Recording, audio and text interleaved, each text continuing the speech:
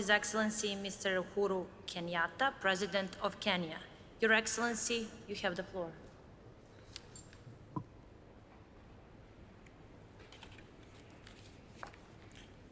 Excellencies, ladies and gentlemen,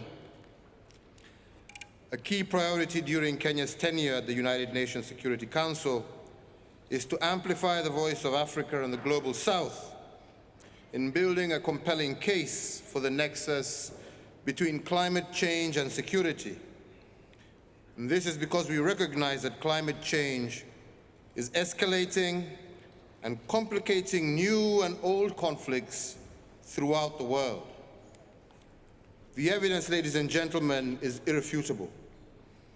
All the reports, including the most recent Intergovernmental Panel on Climate Change, sounded an alarm bell that the world risks facing a global catastrophe unless leaders shift gear on climate change. We need to urgently implement bold mitigation and adaptation measures to avert the looming crisis. It is the least that we can do to bequeath a peaceful and sustainable planet to future generations. Climate change poses an existential threat to Kenya and to most countries in the African continent. In Kenya, extreme weather events, including floods and droughts, lead to losses of between 3 and 5% of our GDP annually. Further, they aggravate food insecurity and trigger divisive intra-community and inter-country competition for resources. Kenya has developed a robust climate change action plan to scale up efforts and to maintain a low-carbon development trajectory. The plan includes commitment to restore degraded water towers, accelerate forest restoration, and to increase our tree cover to at least 10% of our land area in order to promote a sustainable blue economy, but also promoting green manufacturing. Indeed, as many of you know, Kenya is a pacesetter in the energy sector. We are among the top 8 global leaders in geothermal power development and home to the largest wind power project on the African continent.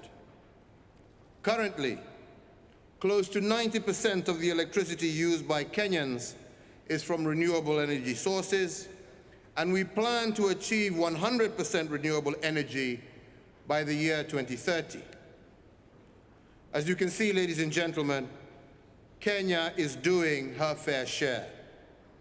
Let me, however, hasten to add that these are mere baby steps relative to the enormity of the climate change challenge. Kenya came to this meeting with high expectations that COP26 will deliver on at least 4 critical issues. First, to see an increase in ambition in emissions reduction. The major emitters must make more ambitious their emission reduction commitments. We all must harness low-carbon investment opportunities as we reboot our economies. Second, we would like to see a quantum increase in climate finance.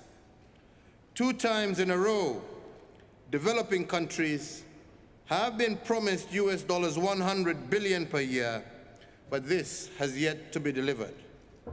Today, once again, yet another pledge of 2023.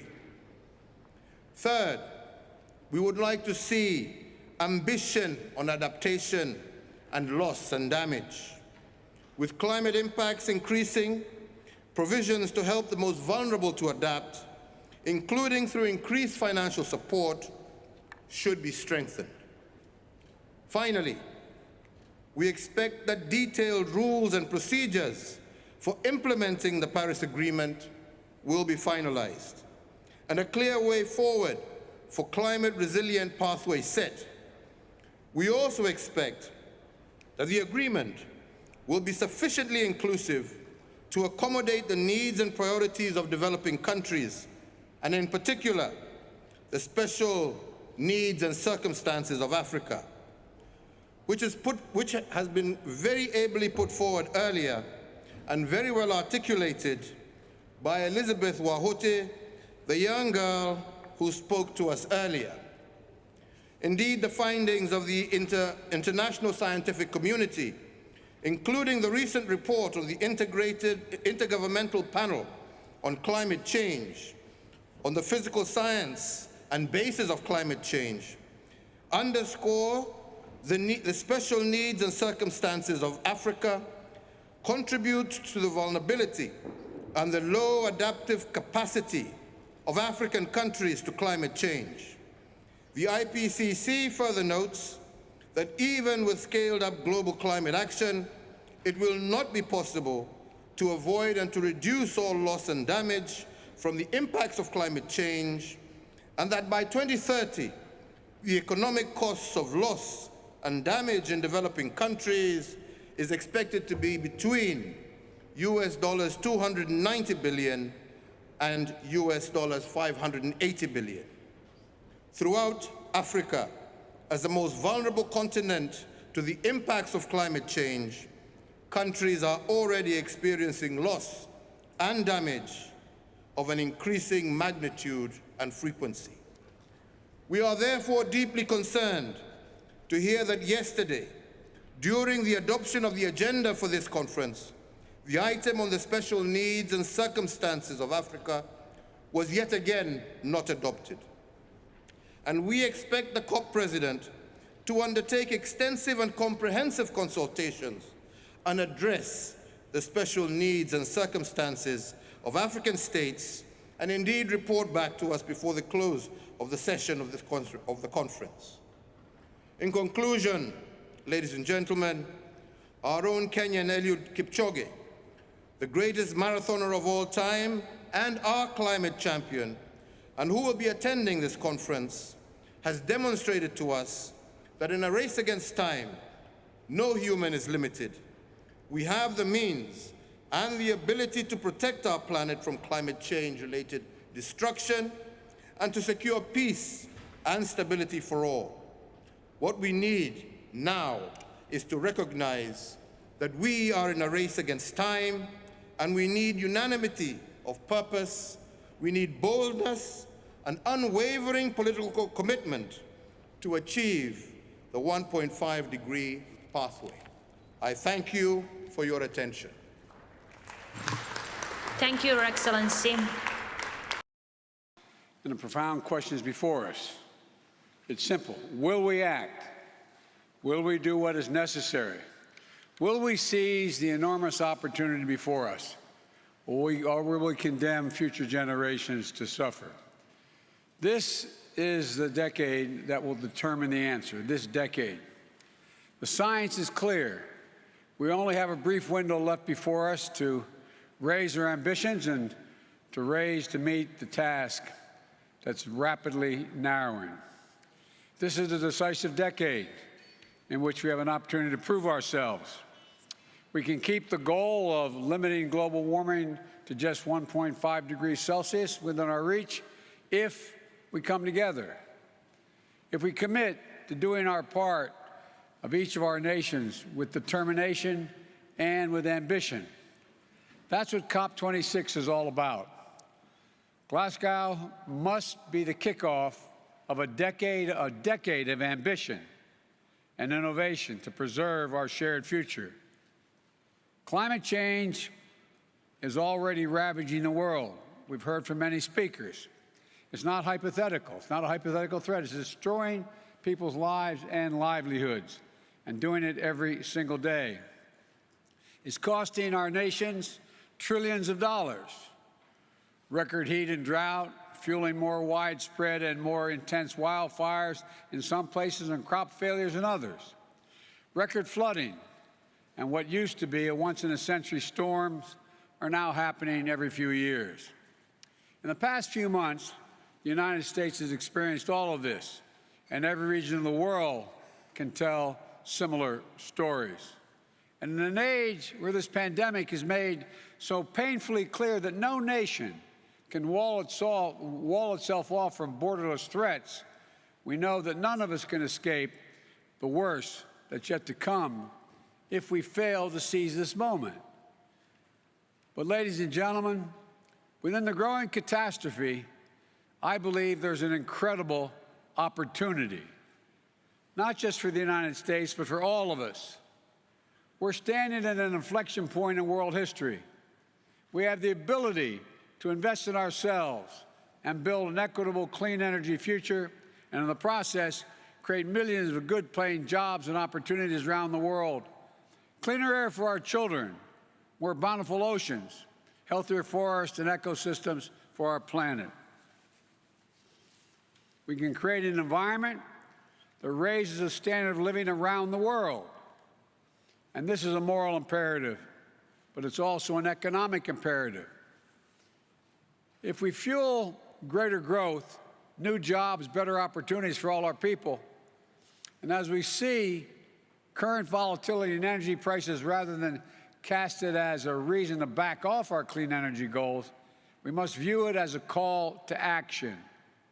High energy prices only reinforce the urgent need to diversify sources, double down on clean energy development, and adapt promising new clean energy technologies so we can not only we don't remain overly reliant on one source of power to power our economies and our communities. It's in the self-interest of every single nation.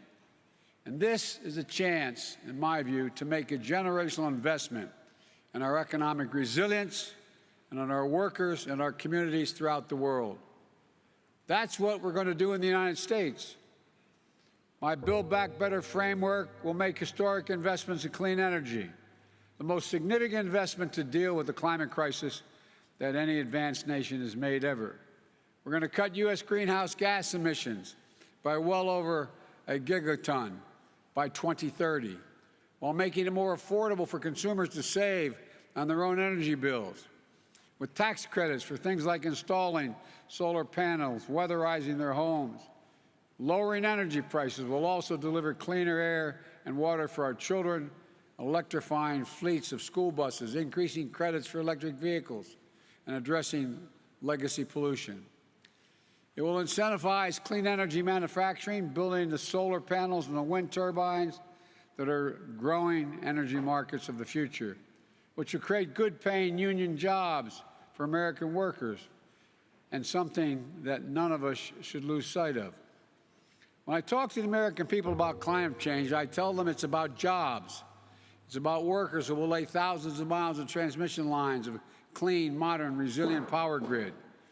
The auto workers who build the next generation of electric vehicles, and electricians who will install a nationwide network of 500,000 vehicle stations to power them throughout my country. The engineers who will design new carbon capture systems, and the construction workers who will make them a reality.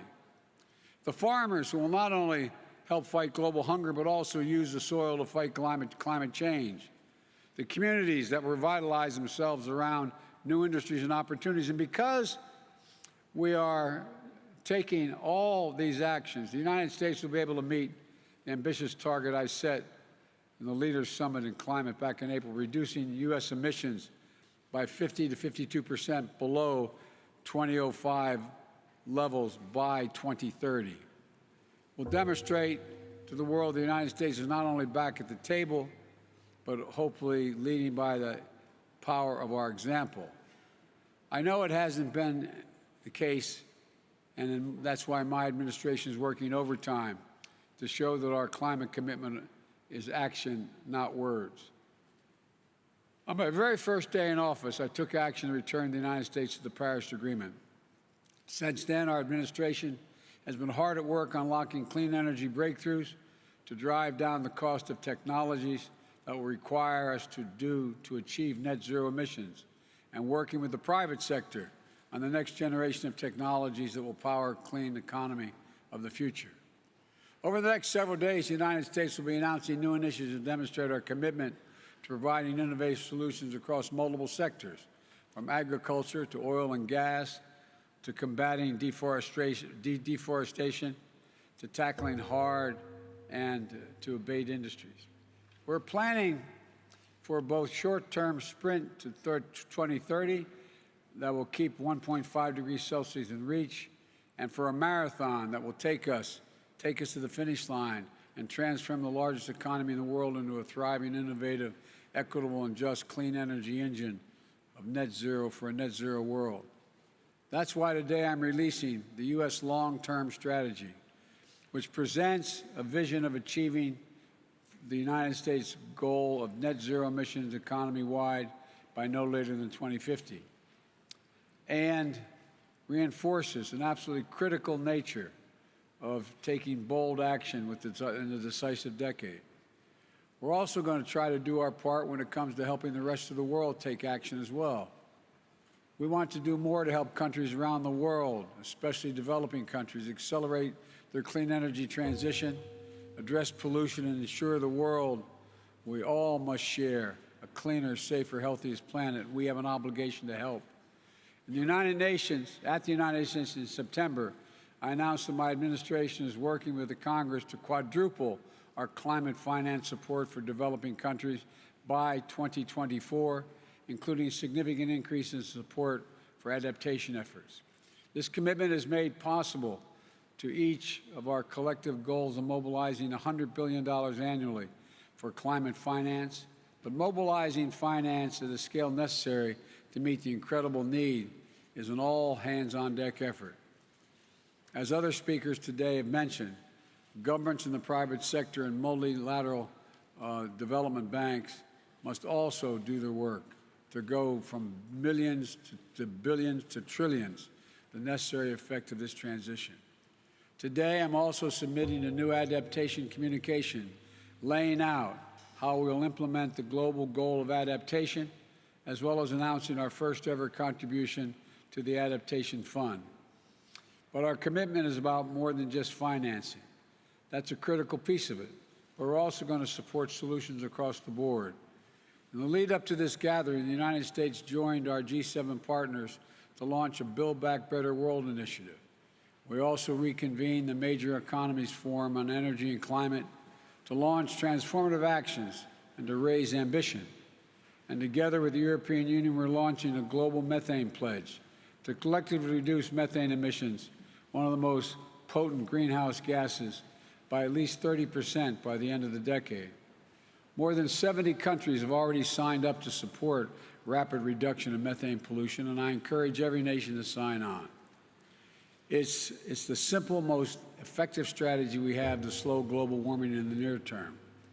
My friends, if we're to recognize that a better, more hopeful future of every nation has to do its part with ambitious targets to keep 1.5 degrees in reach and specific plans of how to get there, especially the major economies. It's imperative that we support developing nations so they can be our partners in this effort. Right now, we're still falling short. There's no more time to hang back or sit on the fence or argue amongst ourselves. This is the challenge of our collective lifetimes, the existential threat to human existence as we know it. And every day we delay, the cost of inaction increases. So let this be the moment that we answer history's call here in Glasgow. Let this be the start of a decade of transformative action that preserves our planet and raises the quality of life for people everywhere. We can do this. We just have to make a choice to do it. So let's get to work, and thank you.